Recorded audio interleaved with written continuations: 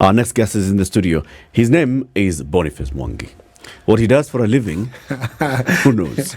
I sell land. You want to buy land? Sell land. I sell land. He's a land buying and land selling company all by himself. But he's also an active citizen of this republic. Boniface, good morning. Good morning, sir. How are you doing? Very well. Yeah. Good to see you here. Good to see you well. I wish I was happy. I was back here on happy times. Yeah. No, it's always a pleasure to have you at whatever time.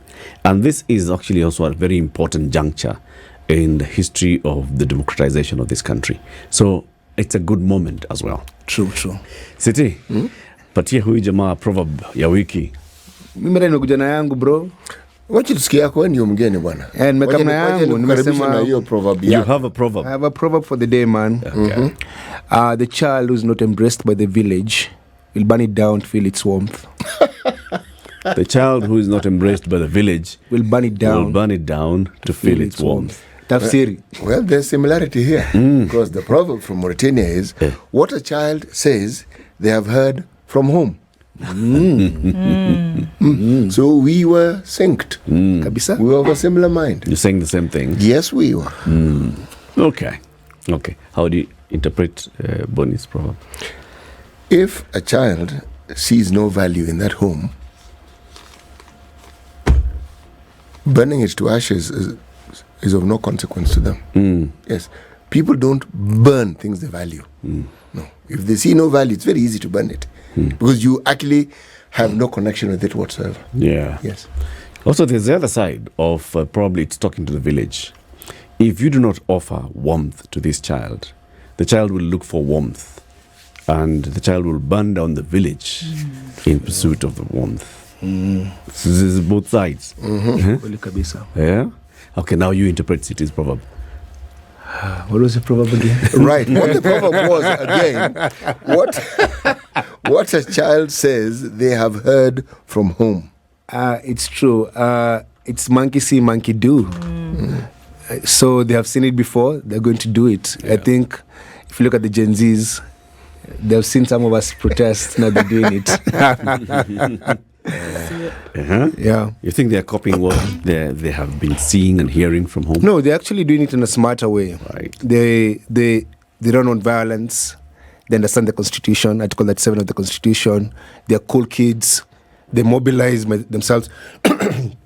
Excuse me. Like in the past where you could actually maybe try to do an event, or if it's an event to pay people to come and transport them. These kids, no.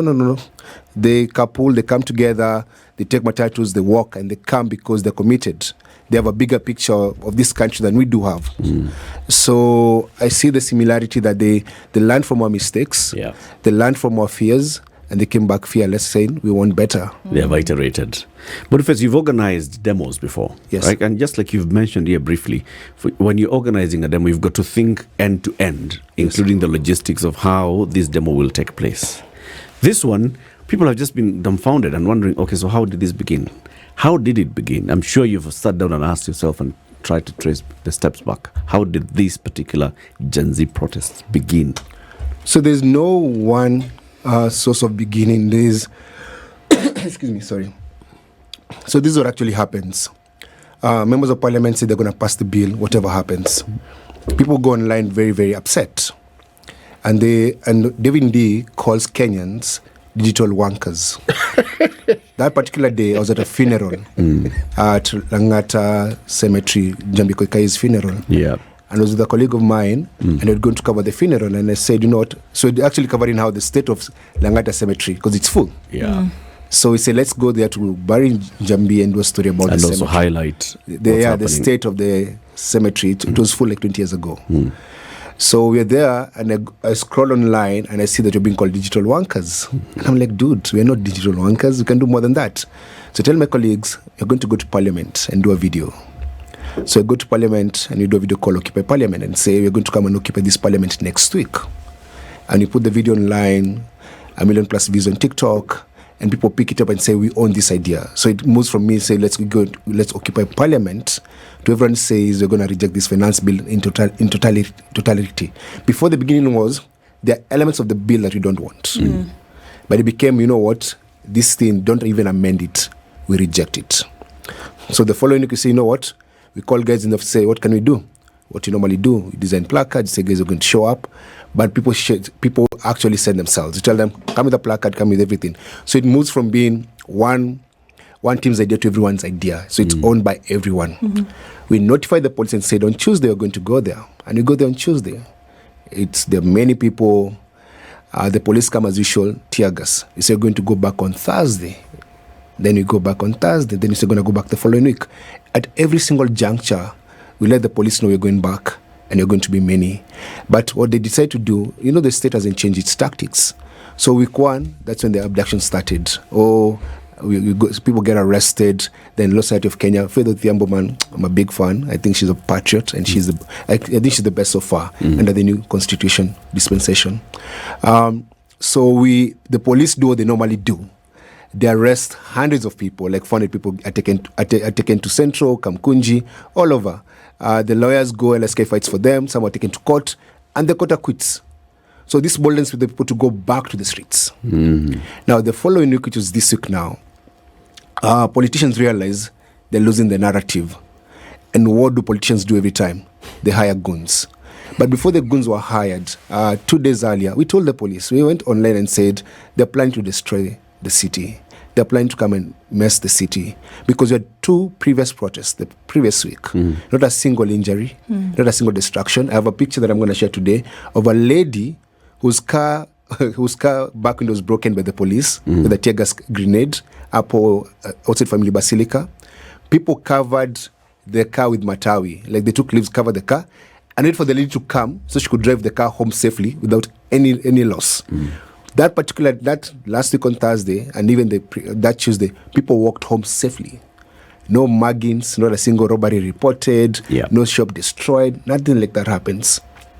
Come this week on Tuesday, the narrative changes. The ground is changing softly, like the ground is changing, and the idea is to actually occupy parliament. That was the idea. What does occupy parliament mean? Enter parliament or we'll be outside parliament? Outside parliament. Yeah, and occupy parliament peacefully. There was no one who had ill intentions. But what happens is that the politicians realized we are losing the narrative. So the police had intelligence in the morning, or maybe the day before, that there's going to be planned goons coming to the city. Bonnie, just stop for a second. Yeah.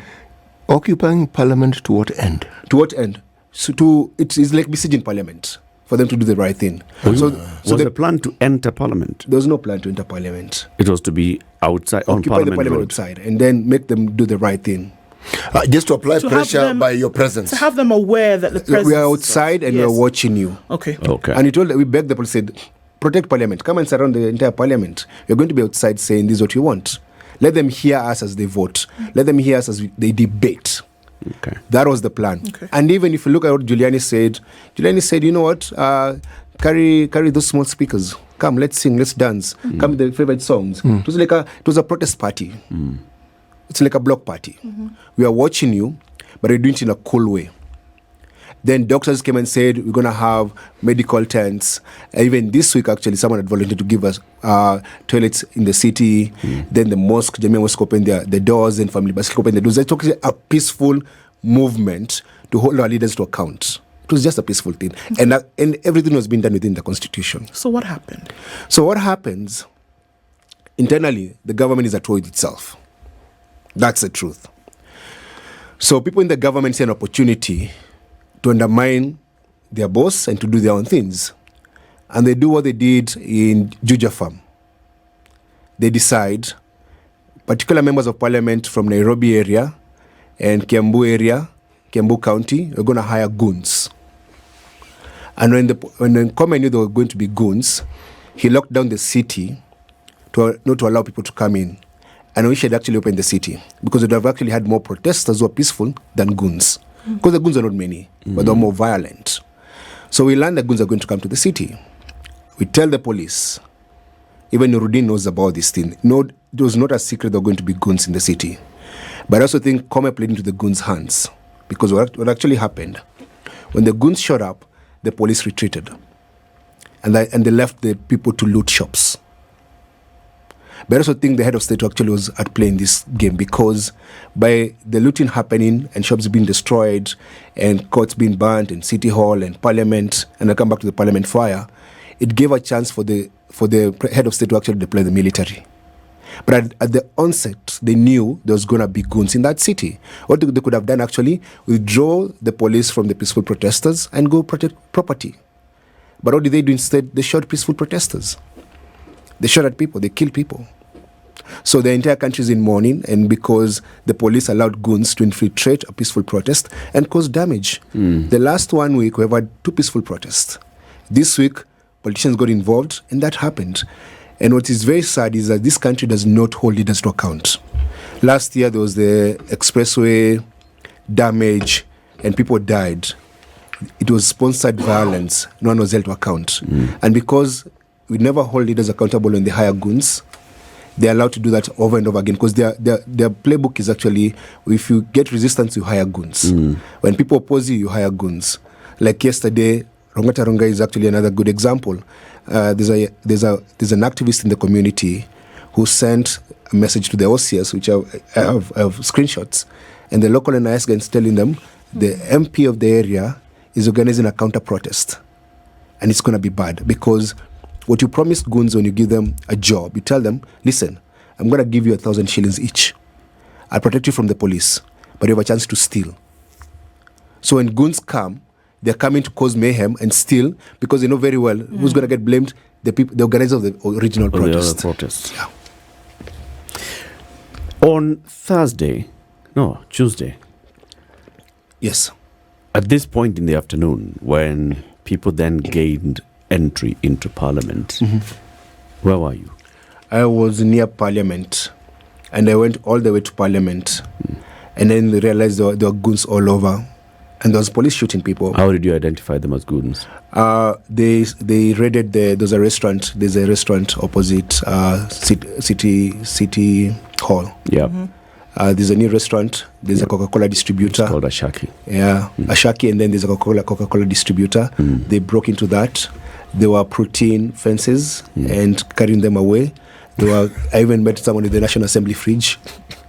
So it was clear that someone was carrying a fridge. Okay. Walibeba fridge, and I realized this are not your ordinary protesters. These are not your guys. So what they decided to do is to withdraw and start telling people to go home, because it's going to become bad. But when you talk about the Parliament and what actually happened at Parliament, the people who went to Parliament first actually did not go and cause any damage. The destruction and the breaking of chairs and the fire at Parliament was caused by police officers. What the police did actually, to just create this confusion, to justify the killings, they set fire. If you go to Parliament, you go behind Parliament where there's a fire. Actually, any media house actually go and do a checkup. At the back of the Kenyatta Mausoleum, at the back, that's where the fires were lit. If those guys are planning to light a fire, it would have been inside Parliament. So it wasn't inside Parliament? It was, no. And then the people who were inside Parliament, and you can see they're doing selfies and videos. The protesters who made inside Parliament did not break things. They were doing pictures and selfies and sitting on the chairs. But when they left, the police came and said, you need to justify the massacre. And they broke up a few things here and there. The destruction and the fire at Parliament was done by police officers. So not even the goons? Not the goons.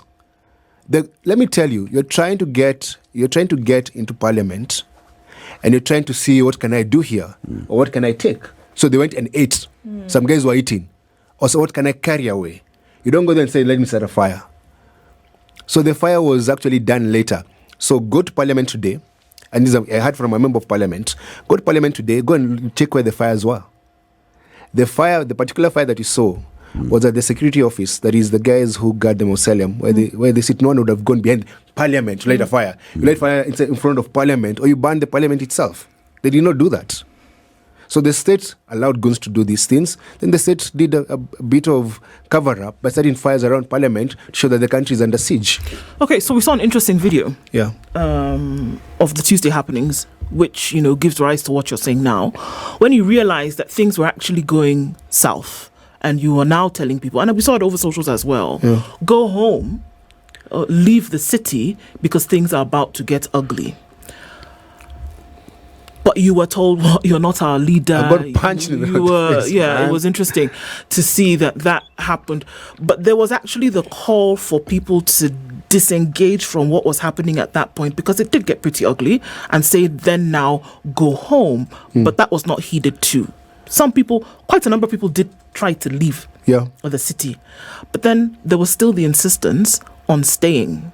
Who were those who insisted on staying? Was it a mix of people, protesters who were previously peaceful, in addition to the goons who were there? So there were protesters actually who are ignorant. They've never done this before. And Rex Masai was shot at night. And what normally happens, when it gets dark, the police are chasing people to go home. Yeah. But where are you going to? And there are no buses. And there are no bodas in town. And then you get mugged, because even my nieces and nephews, 4 of them. So my niece came with her friends to the protest. She's 18 and she's in high school. And on their way home, they got mugged, all of them, and they're almost beaten. And there were four small girls. And so my idea was, it was before 4 p.m. Say, go home because it's early and you can walk in groups. But you see, there were goons who were trying to get, let's say, so they can rob people.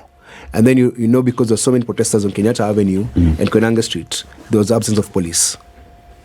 So it means you had more goons at that particular time than peaceful people. Because by that time, what had come out, people were burning the Supreme Court, people were trying to burn City Hall. And let me tell you, from experience, I've been to many, many protests. Peaceful protesters don't burn down things. They understand those things. You don't go unless you have a criminal intent. Yeah. And no one comes to a protest as a peaceful protester with criminal intent. You don't start burning things and hitting police with stones, because you understand very well, you throw stones, police have guns. Sure. Even yesterday's protest, you saw people throwing stones at the police. I'm like, nah, you're not peaceful protesters. Yeah. So a number of things happened. I mean, all of this. So Tuesday just became quite a thing. And then we saw, sporadic other activities that happened in other parts of the city and the country. Yes. Which all then culminated in the president speaking on Tuesday night. Yeah. Right?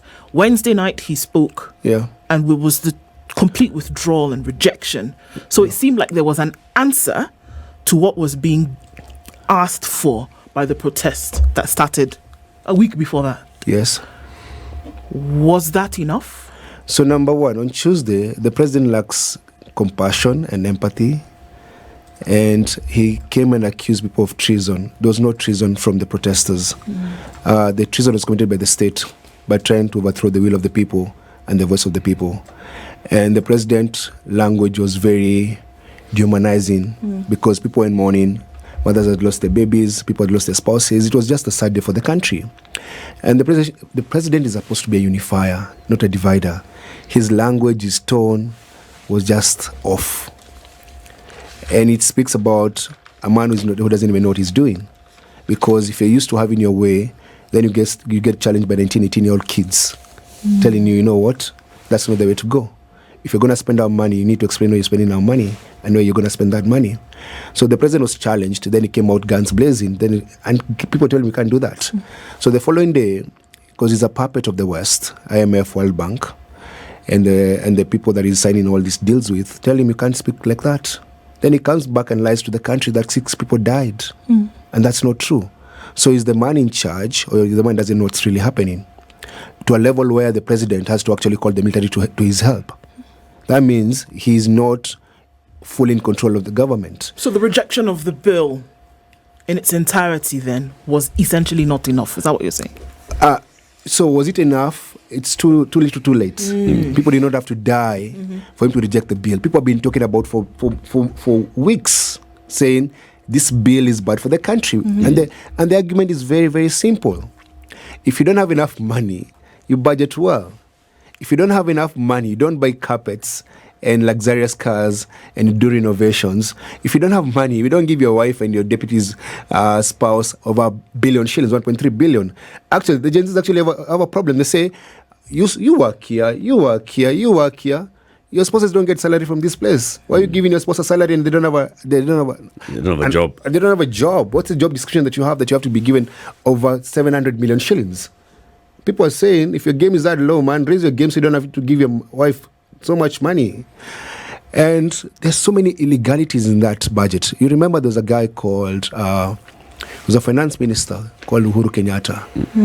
And then he tried to do a heist with that computer error. You remember that computer error many years ago? And this is actually same kind of theft.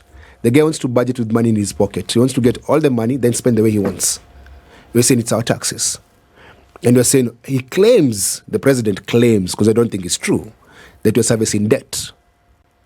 We want to know what debt are we paying. So audit the debt. Because the biggest thing they ever said when he was running for office, we got empty coffers, money was stolen. But he has never made any effort to go after the stolen money. So whose debt are we paying? Is this a leaderless movement, like they've been saying? Yes, I think it's a more horizontal leadership. Everyone is at par. So they're saying we all have one voice, we want the same things. In a way, yes, it is. But are there no influencers within this group? Like there are people who will come together and when someone says something, then they seem to have sway. There are people who are very instrumental in the movement, and I think Hanifa is one of them. I think Tops, she leads, she's there, she's compassionate, she cares, been raising money. Then the others, there's Crazy Nairobi and there's Osumo. They may differ on opinion and tactics, but they are still all on the same page. Yeah. The people who organize the X spaces, yes, like the ones we're seeing running for many hours and very many people joining in, are they the same ones that we see on the streets? Or is there like a different thing that's happening online? I think something else that's happening on the ground.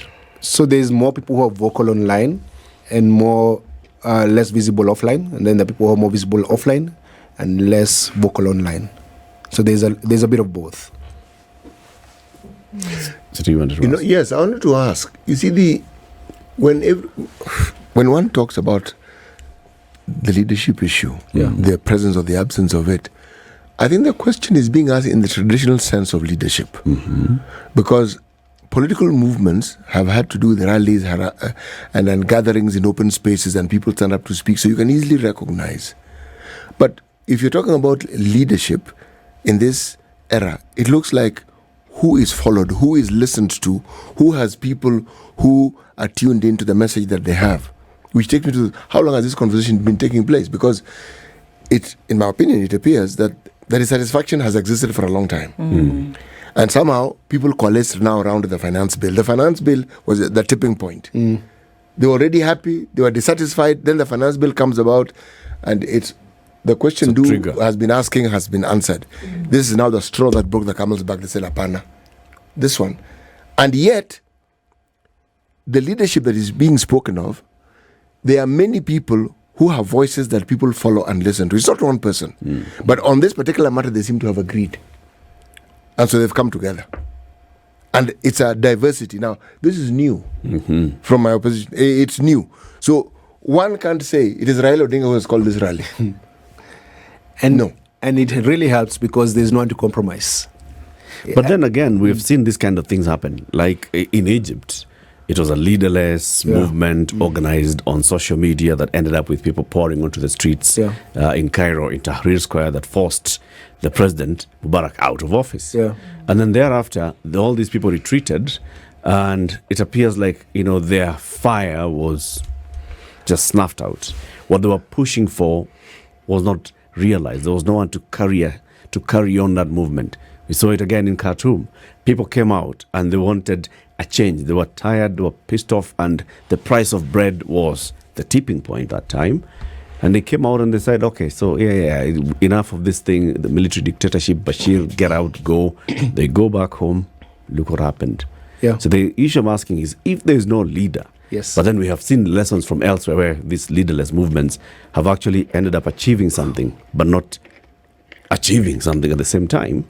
What happens? What lessons do we learn? Actually, I lived in New York when Occupy Wall Street was happening. And Occupy Wall Street was the same model. No leader. You come to they used to have daily meetings, you come and meet, you agree what you're going to agree, and then if you don't agree, you don't implement. And what ended up happening is that they stayed there for months, they got zero results, and people went to jail. Like not a single Wall Street banker went to jail, but the protesters went to jail. And I would advise the Gen Zs to find a way to get people they trust, to lead the conversation and say, this is what you want, and to have non-negotiables. And say, This is how you become the leader. These are non-negotiables. This is how you represent. Because if you want to implement ideas or execute ideas, who does that?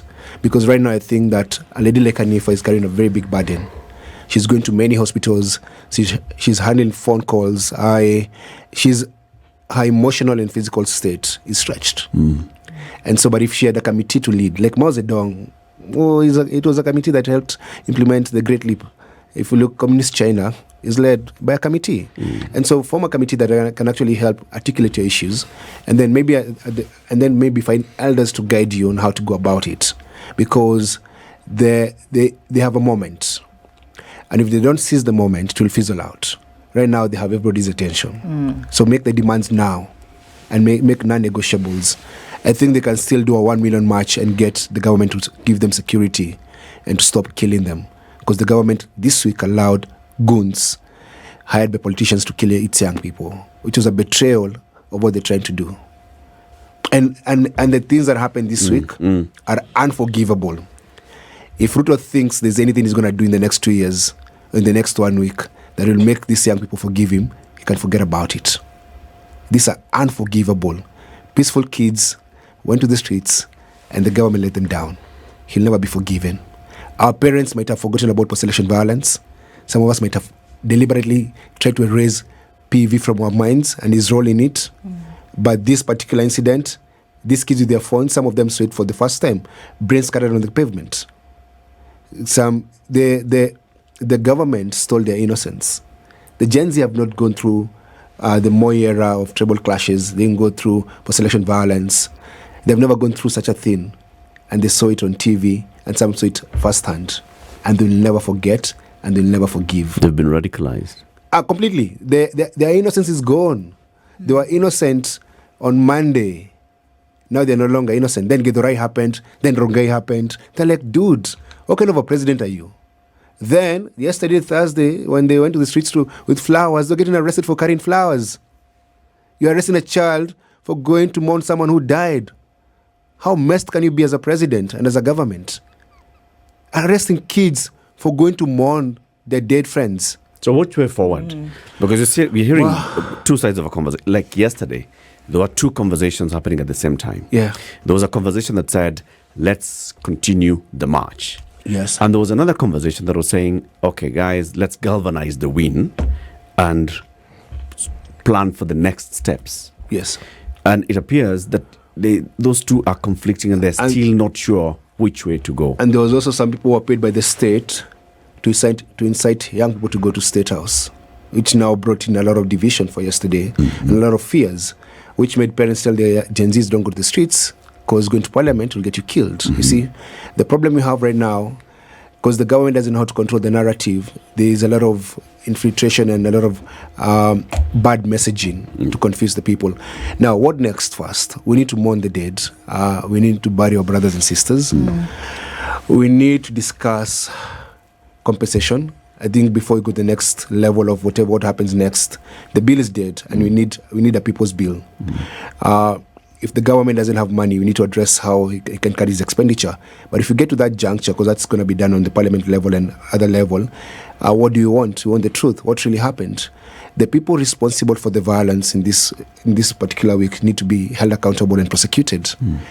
If it's the president who hired goons or the deputy president or Boniface Mwangi, we need to be held accountable for our actions. We cannot move on like nothing happened. Listen, the Gen Zs, there's no one to do a handshake with. You know, in the past, there's protests, disagreements, there's a handshake. There's one leader. There's no one to do a handshake. So if you think you're going to call Boniface or Hanifa or Sumo or Crazy Nairobi and whoever it is and do a handshake, it won't work. So who's going to drive this conversation? The demands for now can be made openly. The demands have been said. First, Kome must resign. You can't have an incompetent IG who sends police to kill kids and does not protect property. If Nurudil failed in intelligence, he must resign. People who are irresponsible and did not abdicated their duties must be held accountable. Kabisa. And then let's talk about, we won't wait for 10 years to compensate. You know, like the way if you parliamentarians get everything like this. Yeah. You want to know how many died and compensation like this. The And I think also most of us always go to Raila Odinga because Raila Odinga has had many opportunities to change how things work in this country, but he failed. Because every time people have protested and he was involved in a protest and he does a handshake, he does not ensure compensation for people who died. The Gen Zs are saying those who died in this particular violence must be compensated. We must talk about compensation, and they must be celebrated. They must be remembered as heroes because they're trying to save their country from greedy members of parliament who had become a rubber stamp for the executive. Bonnie, let me ask the question. Yeah. Have all these handshakes have they all morphed into a situation where the citizenry don't end up getting the rights that they wanted? Yeah, every time there's a handshake, it's a compromise that does not benefit the citizens. If we go back into history, Kadu folding, joining KANU, that was a handshake. Yes, but there was not so much violence, actually. There was actually little violence. There was none. There was none, yeah. There was none. Yeah. That's why I was asking the question. Then I bring it up, 2007, 2008, we have a handshake. Yeah. Was that handshake necessary? Did it benefit people in any Okay, way? we got a new constitution because we had 4 agenda. Yes. And you didn't address the 4th one. So there's justice, actually. And this country works very well on every aspect. Yes. But when it comes to justice, Yeah. you don't want to do that because you have to jail people. And this country has a weakness or a fear of jailing politicians. They handle with kids' gloves. So when a politician hires goons, they're not held accountable for hiring goons, but the goons end up in court for theft or stealing or such things. So I think this is we have crossed the Rubicon. We'll never go back. And this particular incident has defined the rest of the rest of this. What happens going forward for the entire existence of this country changed this week, because 70% of the kids in this country are under 35. About 60% are Gen Zs. They're going to run this country on their terms, not on Ruto's terms.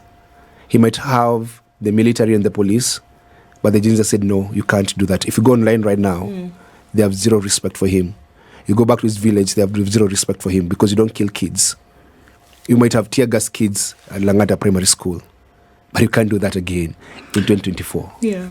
There's the idea that, and when we're looking at just what you're talking about now, and if we're going to look in the next few years, that it will be a different leadership. There will be different leadership, whether whether we want to admit it or not.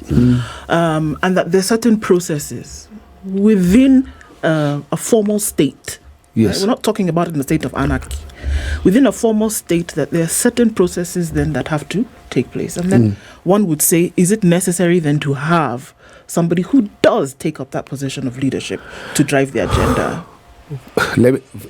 There's that part. I think one of the things that we're saying for the next steps, we're telling the president, constitute IBC right away. We want to start recalling members of parliament. Like if you cannot dissolve your government, we want you to constitute IBC so that you can have a functioning electoral body to actually do the job. So we're not looking, we are talking about Kenyans actually. We're looking at this thing in how do you take back the country and run it.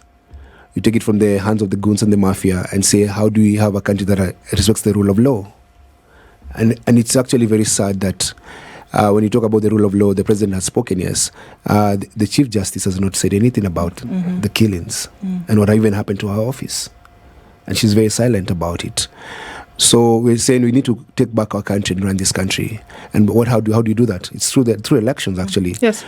So the Gen Zs are not saying they're going to go and overthrow the government, but they say they can actually put the pressure on the government to resign. So, and they're very creative and very innovative. So going to find new ways to bring the government to its knees. Right now, there is an entire campaign about boycotting politicians' businesses, deplatforming them. So when they come to a church, you leave or you boo them. There are many things they're going to do to undermine. And when you do that, when you undermine authority, they lose legitimacy. They become illegitimate. And that's one way of taking back your power. For how long can this window remain open? How long do you think this window will remain? There's an open window, right, for taking things to the next level. Yes. How long do you see it remaining open? As long as the anger persists. And the anger is going to be there for a while. And the truth is, what the politicians did to the Kenyan people this week will be done unto them slowly for the next couple of years.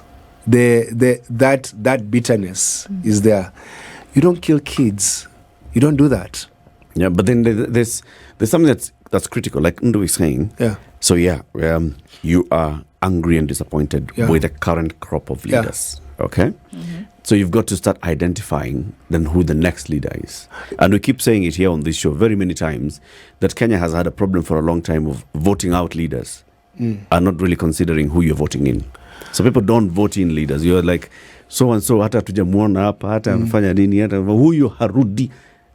And they say even, we better elect a dog. Yeah. So there is that danger there. If you don't start thinking and having an open conversation, Project 2027 or 2032, where 2032 for sure, many of the current crop of senior leaders will be getting out. How do you start working towards that 2027, 2032, where you have a new crop of leaders, but those leaders know what the people need? They know that they have got to be answerable to the people. They know that they are actually accountable in everything that they do to the people. So the know for a fact is that if Ruto survives this week and this year, he's a one-term president. The events of this week are unforgivable. So he's not going to come back. You say that with certainty? Yes. The people have spoken. And so I don't think he's going to come back. You know, the truth is he ran on a platform of hustlers and give them jobs. They don't have jobs. He's overtaxing them. He's taken away healthcare, taken away their education. There's nothing that is actually working in this country. And so, unless a miracle happens, he's a one-term president. The second thing is, these young people are taking voters' cards and they want to vote for leaders who love and care for them because they don't feel like they're loved and cared for and respected by their leaders. Because the reason why you elect a member of parliament, they have enough care and love for the people to go and serve the people and do the best for the people. It's easy to say, Bonnie. Everybody who will tell you they've participated in an election, they've been electing somebody whom they think loves and cares somebody for even them. has a track record who has proved that he was already doing good. That's why they even elected him in the first place. Then you go to a house and then you find... And then things change. And then it change. Yes. Yeah. But that doesn't mean you give up, brother. It doesn't mean you give up, my sister. So how do we help the young people Identify. to identify? So how do we all then start changing and thinking? Eric, how then do we identify the leader? Would you permit me to... Please. To say something not contrary. Let me go back to what you have said. It isn't who we select, it's how we hold them accountable. We have seen people who we know to be good going into this and changing. The accountability factor has never been there. Right. Everything that is being done, if there is no accountability, where the elected member knows I'm going to be held accountable. Bonnie, you said it. I will not speak in church. People will not attend your rallies. And the next thing they do, they'll tell you, They'll recall you. we are recalling you. Now, that is holding them to account. Until that is understood, it doesn't matter who we elect, we're going to continue having this problem. So the secret ingredient in this formula is making sure that accountability stays throughout the 5 years. It is throughout the 5 years. I also think, yes, true. I also think that if we had stronger institutions, we didn't have to do that because, for example, it would be much easier to recall a member of parliament. If you commit a crime, you are prosecuted and you go to jail. Now, the problem we have is that we have very weak institutions that bend towards the executive or people with money. But Bonnie, you more than anybody else should realize that everything we're talking about institutions that have people in it. Yes. You more than anybody else knows that the power that is given through example and people understanding that there are consequences for what I say and what I do, it doesn't matter where you are. It helps bring about change. If the example from the top that is expected isn't there, then the example has to come from the sovereign, from the bottom, and then it has to go up. So how do we change that? Yeah. There's the Kenya we want. But do you have the Kenyans for that Kenya we want? So we need to create the Kenyans for the Kenya we want. But we already have those Kenyans. So how do you change their values? It's the changed values that has brought this discussion. People who are willing to protest and say we don't like this, but we're doing it peacefully. Yes. Like the realization that you can. We are seeing it unfolding before our very, very, very, very, very eyes. There you go. So the Gen Zs actually are the people who are going to change this country, without a doubt. Without a doubt. Unless they stay the cause. Yes, unless we poison them with money and positions.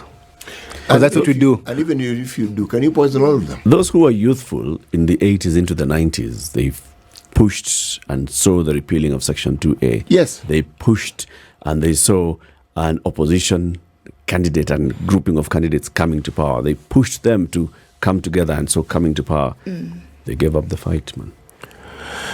They didn't At give some up. point. Or they changed, or whatever happened. Or they got comfortable. They got into power and forgot. Yeah. I think what the Gens are going to do is going to run away from party politics. Because the other thing is actually the party with the biggest leader or the most known leader get the most votes. Yeah. But if we decide to do an a la carte menu where you just elect the best individuals, not political party, not alignment, not money, and it's going to change. What people have realized right now is that how you vote affects your next 5 years. How you vote affects how you live every day, your security, the hospital that you go to, the education in the local school, if they have teachers or not. And so, and young people are translating that into everyday living. And by doing that, they're going to see who is best for them. And I think right now, people are seeing who is best for them. They might not have the whole picture or the bigger picture, but slowly they're going to learn that. I think one of the things that I would actually advise Gen Zs is to get a political education, because it gives you a roadmap into getting to power. You realize that marching alone doesn't get you to State House. You need to know what you do once you get to State House. I've said it before. Sometimes I look at it and I'm seeing the excitement, and then at the same time I'm looking back and thinking, oh my goodness, this is such a pivotal point, and it stands a risk of getting lost just like that. We were saying the other day, the SARS, we were here when in Nigeria, the youthful people came out and they were agitating against this police outfit. It was the one thing that they all came towards. And then it led them to the next election, the conversation ahead of the election, saying we are also going to, in fact, register as voters. We are going to participate in the election. We are going to get rid of these old people and we're going to bring our young person. Yeah. And then on the day of the election, they just didn't turn up. And it didn't happen. And a very old president was elected. And the oldest of them. of them all. Okay, you need to have a bit of optimism here. So what can I say? So what they can do to seize the moment is create cells in the community. Wherever you came from, get tens of people. There's something we do in our church called Ecclesia, where you meet once a week and you study the Bible and you discuss what you learned in church on Sunday. Get books. Discuss a book every week and start learning these things. So by the time you're going to fight the system, you know how you're fighting and the tools to use. We had created some manuals and things that we wanted to give them, some reading materials that they need to read to do that. But we need to, as we try to see what lies next year, let's talk about what happened the last 2 weeks. Yeah. Kenyans came out for themselves because the members of parliament let them down. The leaders let them down. We should celebrate that. That's a big win. The entire country, out of the 45 counties, 37 had protests. Across, no budget, no leader, and they came out with one message: reject the finance bill. And the president was still deaf when you have that 7 counties say no to you, and then you still say no, it was treason. It wasn't treason, man. It was people power. So let's celebrate that, because that people power is going to change this country. I celebrate the Gen Zs, and I hope that next week the government will allow us to mourn the dead. We can do a memorial concert in the different counties and say, let's like the way we did for Garissa. Can we do a concert will they allow us to use Uhuru Park? Will they allow us to close Konanga Street and do a concert? I don't know. We're going to try and do that. And the artists who came to the protest this week and the last week can come and we just mourn the dead and live stream the dead and say their names as we demand justice for those who died. Indeed. Boniface Mwangi, activist, thank you very much for joining us. This is The Situation Room, the only way to start your day.